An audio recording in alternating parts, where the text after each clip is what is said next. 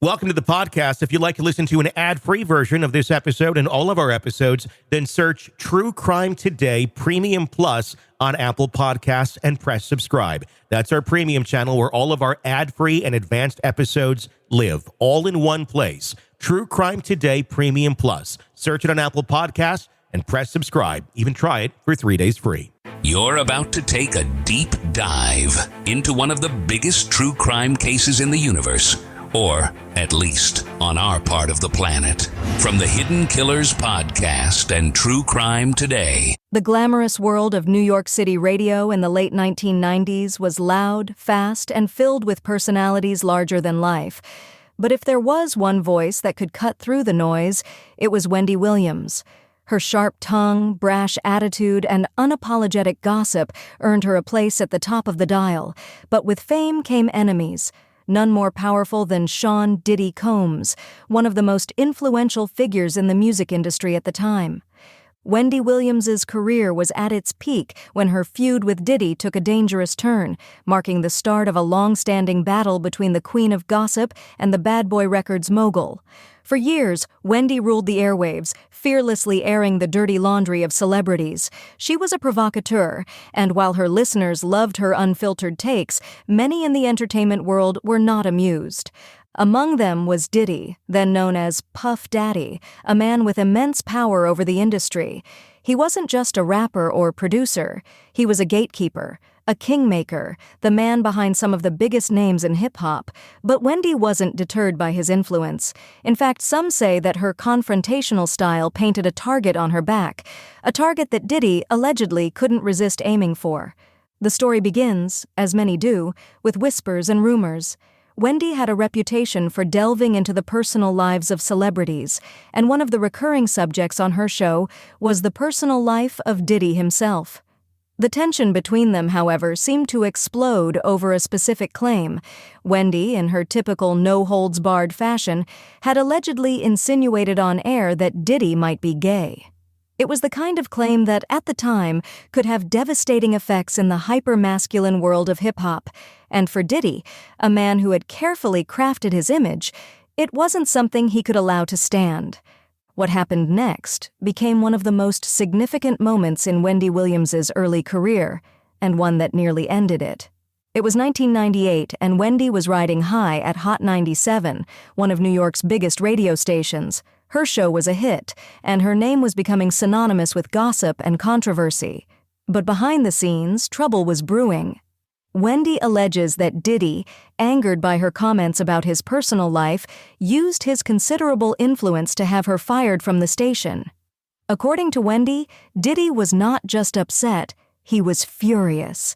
And when someone with that much power wants you gone, there are few places to hide.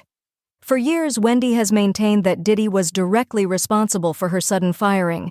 She claims that he pulled strings, made calls, and flexed his power in the industry to remove her from the airwaves. Charlemagne Tha God, who was a close collaborator of Wendy's during her time at Hot 97, confirmed in later interviews that Wendy's comments about Diddy's sexuality were the final straw. It wasn't just that she had mentioned it, it was that she had made it a recurring theme on her show, and in a world where image was everything, Diddy couldn't afford to have his questioned publicly. But the story didn't end there. After her firing, Wendy struggled to rebuild her career. She was out of work, her reputation tarnished, and many in the industry knew better than to cross Diddy. Yet, if Wendy Williams was anything, she was resilient. She didn't disappear from the public eye for long. Slowly, she began to claw her way back, working her way through smaller gigs and eventually landing her own nationally syndicated talk show, The Wendy Williams Show. It was a triumphant return, but Wendy never forgot the battle she had fought to get there, and the man she believed had tried to destroy her. In interviews, Wendy has spoken openly about the animosity between her and Diddy, often referencing it as one of the most challenging periods in her life. In her 2004 book, she wrote with a mix of frustration and defiance, "The hell he put me through, I will never forget." Yet, despite everything, Wendy never claimed to hate Diddy. There was bitterness, certainly, but there was also an acknowledgement that the two had played a dangerous game in the public eye, and for a time, Diddy had the upper hand. One of the most infamous incidents during their feud involved the girl group Total, who were signed to Diddy's label, Bad Boy Records. Wendy claims that after she made comments on air about the group's financial struggles, Diddy sent them to confront her in person. The confrontation allegedly happened outside Hot 97 after Wendy had finished her shift. According to Wendy, the group was waiting for her on the street, ready for a physical altercation. Whether Diddy directly orchestrated the incident is unclear, but the message was clear. Wendy had crossed a line. For years, Wendy continued to reference her long-standing feud with Diddy, often in subtle but biting ways. She would mock his ever-changing stage names, Puff Daddy, Puffy, P. Diddy, Diddy, commenting on how she refused to call him anything other than the name she first knew him by. It became a running joke on her show, a small but consistent way for Wendy to remind everyone of the power struggle that had once nearly ended her career. But by 2017, things seemed to change.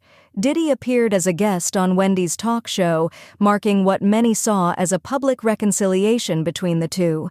The on-air reunion was awkward but civil, with both Wendy and Diddy acknowledging their past tensions. Diddy praised Wendy for her contributions to hip-hop culture, saying she was one of the first to really give the genre the attention it deserved.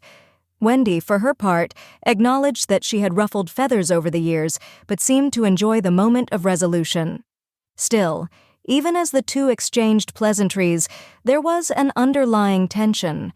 Wendy had built her career by speaking uncomfortable truths, and though the public reconciliation suggested the feud was over, the scars of their battle remained. Diddy's appearance on her show was a moment of professional triumph for Wendy, a reminder that despite everything, she had survived and even thrived. But behind the scenes, the specter of Diddy's alleged control continued to loom large in Wendy's mind. Throughout the years, she had alluded to the way Diddy treated his relationships, especially his long-term on-again, off-again relationship with Cassie. Wendy, who had her own experiences with controlling men, often commented on the power dynamics in Diddy's personal life. In 2015, when Diddy and Cassie briefly broke up, Wendy didn't mince words. She hinted that Diddy's wealth and influence gave him a kind of control over Cassie that went far beyond the typical boundaries of a relationship. "If you really cared," she said on her show, "you'd reach out privately, not publicly." Wendy's insight into Diddy's behavior, particularly in his personal relationships, seemed almost prophetic in light of the more recent allegations against him.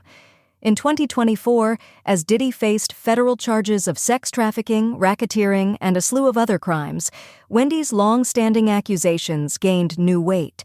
She had always hinted that there was more to Diddy than the public saw, that behind the flashy parties and the carefully curated image was a man who used his power to control and manipulate those around him. Following Diddy's arrest in September 2024, Wendy, who had largely stayed out of the spotlight due to health issues, broke her silence. In an interview with the Daily Mail, she expressed a grim sense of vindication. "It's about time," she said, referring to the years of rumors and allegations that had surrounded Diddy. For Wendy, the video footage of Diddy allegedly attacking Cassie in a hotel hallway was particularly disturbing, not just because of the violence it depicted, but because it seemed to confirm everything she had suspected for years. "Now you have to think," she said. "How many more times? How many people? How many more women?" Wendy's words echoed the sentiments of many who had watched Diddy's career unfold over the decades. For years, he had been a larger-than-life figure, untouchable, invincible. But now, as the allegations mounted, the cracks in his carefully constructed image were becoming impossible to ignore. And for Wendy, who had fought so hard to rebuild her career after Diddy allegedly tried to tear it down, the moment felt like a long-awaited reckoning. The full truth of what happened between Wendy Williams and Sean Diddy Combs may never be known. Both have their versions of events, and in the world of celebrity feuds, the line between fact and fiction is often blurred. But one thing is clear. Wendy Williams survived. She survived the allegations, the smear campaigns, the loss of her job. And in the end, She thrived, building a career that made her one of the most recognizable figures in daytime television.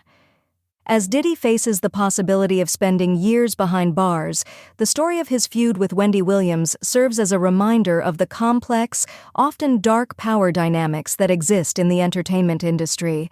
It's a story of survival, of resilience, and of a woman who refused to be silenced, even when the most powerful man in hip-hop was trying to destroy her. In a world where the darkest secrets lie just beneath the surface. They said it was an accident, but the evidence says otherwise. Where hidden killers roam, unnoticed, in the shadows. I think you would definitely be looking at a blend of toxic, very bad narcissistic personality traits, and they will be vengeful and possibly resort to violence. Join Tony Bruschi as he uncovers the truth behind the most chilling cases. They said it was an accident, but the evidence clearly says otherwise. Each episode, we dig deep into the minds of those who commit the unthinkable. To your point on narcissism, he thinks in his own mind how witty he is. Yeah. But he lost that jury. I was done with him in 2 minutes. From unsolved mysteries to infamous crimes. Geez, you've just talked about how you've taught yourself how to do everything under the sun.